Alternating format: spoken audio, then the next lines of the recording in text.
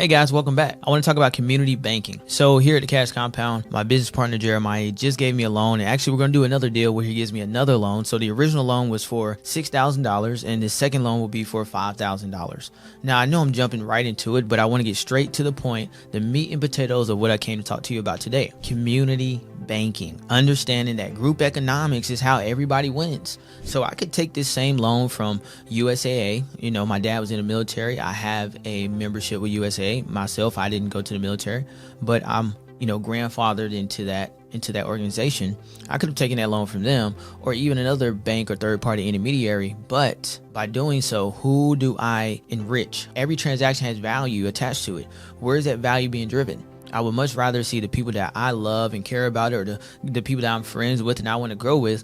I would much rather see them win than an institution or a bank that I really don't have a relationship with them outside of needing an account so I can move money around, right? So I want to do some shopping on Amazon. I might need me a debit card or a credit card, most certainly, right? If I want to pay some bills online, I need to have an account to be able to do that. But ultimately, what do I get from the bank? If I don't have a certificate deposit where I lock my money away, or maybe even a high yield savings account that I have to keep the money inside of, I can't actually use it once it's there if I want to earn that interest. Outside of those types of accounts, my dollars are sitting inside of a regular account that does not earn any significant interest. And so with that being said, I'd much rather put them to work inside of my policy. Purchase a policy that's going to earn me interest.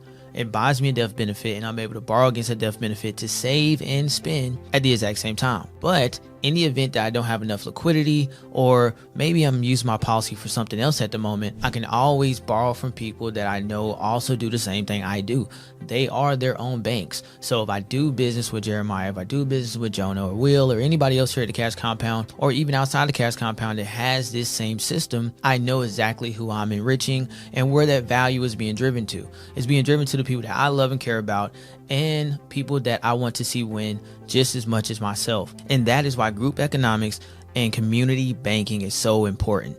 Think about your community and what's the difference between all of us giving our dollars to a bank versus all of us banking with each other. It's simply a trust layer. Well, the beauty of it is we don't have to necessarily trust each other because there's a third party intermediary inside the insurance company. We all just have our own individual value.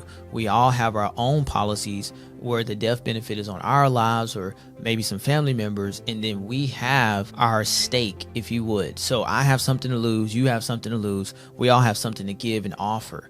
And with that being said is, instead of us all throwing our dollars inside of one pot and then we have to decide who's going to manage that and set the rules around that and a board members and all this other stuff that comes with it, we don't have to worry about any of that. The trust layer is gone because we can just trust in the company itself, right? So we can trust in the insurance company to pool our dollars together, give us all individual policies with individual values, and then we can come together as a group and say, okay, what if we want to do a deal, right? What if it's a real estate deal that requires $50,000, but you only have $10,000 and this person has 20, and then another person has, another $20,000. Together, accumulative, you guys have enough to do the real estate deal, but separately, you don't. So it's important to see the value in group economics and how it can be done in a better way. We see it a lot inside of what's called flower groups or sumu groups. You might have heard of this, especially if you're inside the northern part of America. You've heard of something like this before. The downside to those groups are they're simply just a pyramid scheme.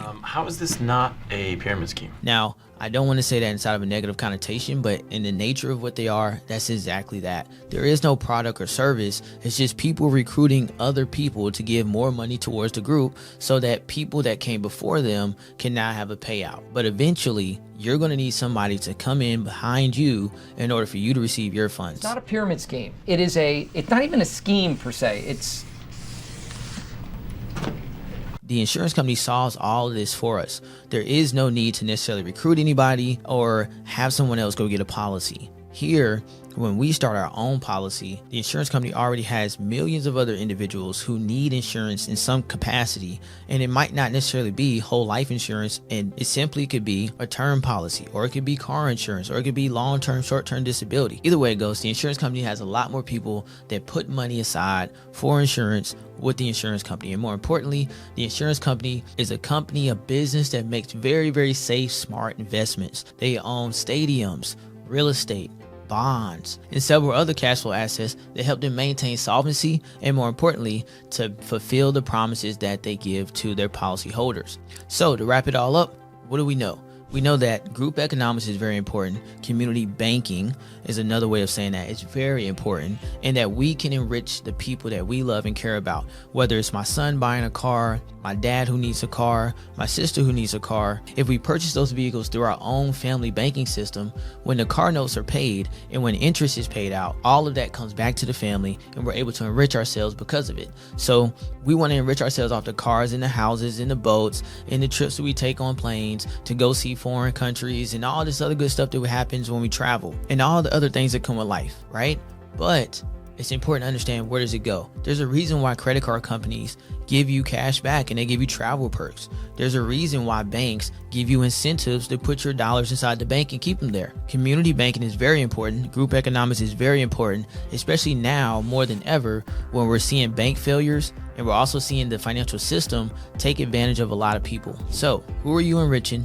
Where's your money going? And why haven't you guys started with your own bank and encourage others around you to do the same thing, so that instead of us enriching the corporations and the big banks, why don't we enrich ourselves, bring it back to our community, back to our family, and back to the people that we love and we care about?